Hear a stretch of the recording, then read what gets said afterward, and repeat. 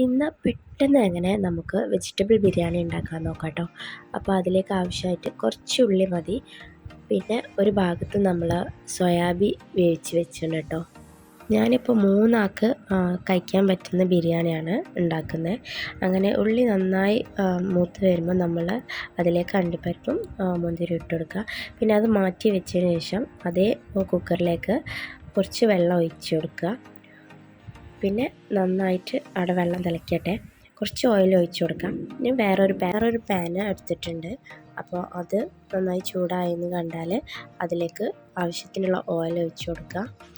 പിന്നെ നമ്മളെ തക്കാളി, ഉരുളക്കിഴങ്ങ്, ബീൻസ്, ക്യാരറ്റ് അതൊക്കെ നമ്മൾ അരിഞ്ഞ് സെറ്റാക്കി വെച്ചിട്ടുണ്ട് കേട്ടോ.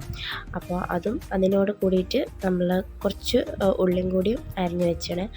അങ്ങനെ ഇതൊക്കെ നമ്മൾ ആ പാനിലേക്ക് ഇട്ട് കൊടുക്കുക. അപ്പോൾ ആദ്യം ഉള്ളി ഇട്ടിട്ട് നന്നായിട്ടൊന്ന് വഴറ്റിയെടുക്കുക.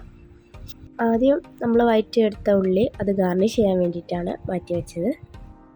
അതുപോലെ കുറച്ച് ഗ്രീൻ പീസ് നന്നായി കുക്കറിൽ വേവിച്ച് വെച്ചതാട്ടോ ഇത്.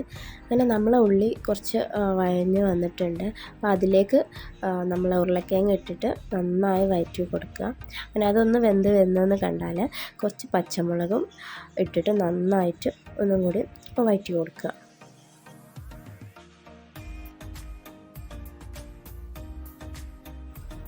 അങ്ങനെ നമ്മൾ നേരത്തെ അരിഞ്ഞ് വെച്ച തക്കാളിയും നമ്മൾ പച്ചക്കറിയൊക്കെ നന്നായിട്ട് അതിൽ ഇട്ട് കൊടുക്കാം. എന്നിട്ട് നന്നായിട്ട് ഇളക്കി കൊടുക്കാം.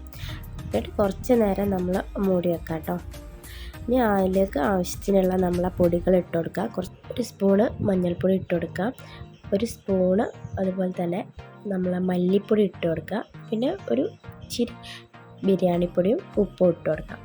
പിന്നെ പുളിക്ക് ആവശ്യത്തിന് തൈര് ഒഴിച്ചിട്ട് നന്നായി ഇളക്കി കൊടുക്കുക. നേരത്തെ വെച്ച വെള്ളം നന്നായി തിളച്ചാണ്. അപ്പോൾ അതിലേക്ക് നമ്മൾ റൈസ് ഇട്ട് കൊടുക്കുക കേട്ടോ. പിന്നെ കുറച്ച് പട്ടാപ്പൂവ് ഉപ്പ് ഇട്ടിട്ട് അത് അടച്ച് വെക്കുക.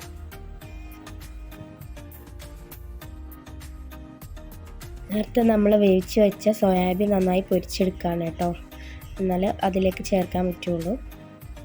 അങ്ങനെ നമ്മളെ കായം റെഡിയായി വന്നു കേട്ടോ. അപ്പോൾ അതൊന്നും കൂടി നമ്മൾ നോക്കിയിട്ട് അതിലേക്ക് കുറച്ച് ഉപ്പും കൂടി ചേർത്ത് കൊടുക്കുക. അങ്ങനെ കുറച്ച് മല്ലിയില പുതിനയും കൂടി കട്ട് ചെയ്ത് അതിൻ്റെ മേലെ ഇട്ട് കൊടുക്കുകയാണ്. പിന്നെ നമ്മളെ റൈസ് നന്നായി വെന്ത് വന്നിട്ടുണ്ട്. അപ്പോൾ അതിന് മേലെ റൈസും പിന്നെ കുറച്ച് സോയാബീനും ഇട്ട് കൊടുത്തിട്ടുണ്ട്. പിന്നെ അതിൻ്റെ മേലെ ഒന്നും കൂടി നമ്മൾ റൈസ് ഇട്ട് കൊടുക്കുകയാണ്. നമ്മൾ സാധാ ബിരിയാണിയൊക്കെ ചെയ്യുന്ന പോലെ തന്നെ. പിന്നെ കുറച്ച് ബിരിയാണിപ്പൊടിയും കൂടി മേലെ ഇട്ട് കൊടുക്കാം. അപ്പോൾ ഇത്ര പണിയുള്ളൂ കേട്ടോ. പിന്നെ നമ്മൾ മേലെ നമ്മൾ നേരത്തെ റെഡിയാക്കി വെച്ച മുന്തിരിയും അണ്ടിപ്പരിപ്പൊക്കെ ഇട്ട് കൊടുക്കാം. കുറച്ച് മല്ലിയിലും കൂടി ഇട്ടേക്കുക. ഒരു 5 മിനിറ്റ് ഒന്ന് ദമ്മിടാൻ വേണ്ടി വെക്കാം. അങ്ങനെ ഇത്രയേ ഉള്ളൂ സിമ്പിളായിട്ടുള്ള ബിരിയാണി. എല്ലാവരും ഒന്ന് ട്രൈ ചെയ്ത് നോക്കാം. മാക്സിമം ഷെയർ ചെയ്യുക, സബ്സ്ക്രൈബ് ചെയ്യുക, ലൈക്ക് ചെയ്യുക. Thank you for watching.